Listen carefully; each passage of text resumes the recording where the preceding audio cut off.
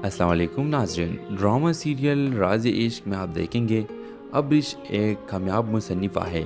وہ اتوار کی صبح چائے پیتے ہوئے انسٹاگرام فیڈ کو اسکرول کر رہی تھی۔ اچانک اس کی نظر ایک دلکش غروبی آفتاب کی تصویر پر پڑتی ہے جسے ایک صارف کامی نے کھینچا تھا۔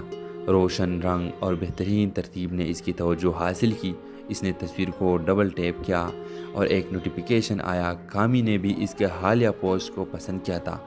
تجسس بڑھا، ابرش نے کامی کے پروفائل کا دورہ کیا اور ایک باصلاحیت فوٹوگرافر کو دریافت کیا جسے کہانی سنانے کا شوق تھا۔ اس نے مزید گہرائی میں جا کر کامی کے کیپشنز پڑھنا شروع کیے اور اس کے کام کی تعریف کی۔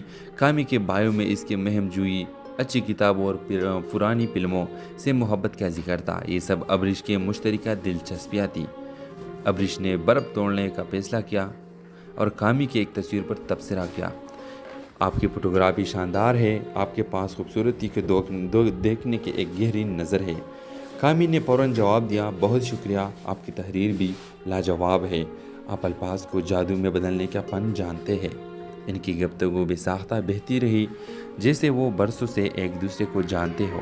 انہوں نے ادب، موسیقی اور زندگی کی چھوٹی خوشیوں پر خیالات کا تبادلہ کیا۔ ابرش کو ایک ناقابل بیان تعلق کا احساس ہوا، جیسے وہ ایک خفیہ زبان شیئر کرتے ہو۔ جب ورچوئل بات چیت جاری رہی، ابرش کو احساس ہوا کہ اس نے کامی کے ساتھ گھنٹوں بات کرتی ہی رہی۔ اس نے مسکراتے ہوئے ایک چنگاری محسوس کی جو اس نے بہت عرصے سے محسوس نہیں کی تھی۔ اسے نہیں معلوم تھا کہ یہ اتفاقی ملاقات اس کی زندگی کو ہمیشہ کے لیے بدل دے گی۔ ویورز کے دن گزر گئے اور ابرش اور کامی ایک دوسرے کے بارے میں سوچنا شروع کی۔ اس نے ان کے انسٹاگرام کی بات چیت کو دوبارہ پڑھا اور ان یادوں پر مسکراتی رہی۔ ایک شام جب وہ اپنے تازہ ترین مخطوطے پر کام کر رہی تھی، ابرش نے ایک بولڈ قدم اٹھانے کا فیصلہ کیا۔ اس نے کامی کو ڈائریکٹ میسج بھیجا: ہیلو کامی، امید ہے آپ ٹھیک ہوں گے۔ میں نے سوچا ہماری گفتگو بہت آسان اور خوشگوار رہی۔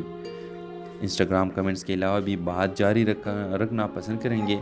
کیا آپ مجھے اپنا نمبر دے سکتے ہیں؟ ابرش نے ایک لمحے کے لیے توقف کیا، پھر بھیج دیا۔ کامی کا جواب فوراً آیا: ابرش، میں بھی یہی سوچ رہا تھا، میں بھی مل کر بات جاری رکھنا چاہوں گا۔ آئے میں بھی تمہیں نمبر دیتا ہوں، تم بھی اپنا نمبر میرے ساتھ تبدیل کرو اور ہم جلد کچھ پلان کر سکتے ہیں۔ ان کے پیغامات کا تبادلہ ایک زندہ دل بحث میں بدل گیا جس میں پسندیدہ کتابوں سے لے کر بچپن کی یادیں شامل تھیں۔ ابرش نے گہرا تعلق محسوس کیا جیسے وہ ایک ہی روح کا حصہ ہو۔ کامی نے شہر کے ایک آرام دہ کافی شاپ میں ملنے کی تجویز دی اور ابرش نے اتفاق کیا۔ اس کے دل جوش و خروش سے دھڑک رہا تھا۔ جب انہوں نے اپنے منصوبے حتمی کیے، ابرش کو احساس ہوا کہ اس نے کبھی بھی کسی ایک ایسے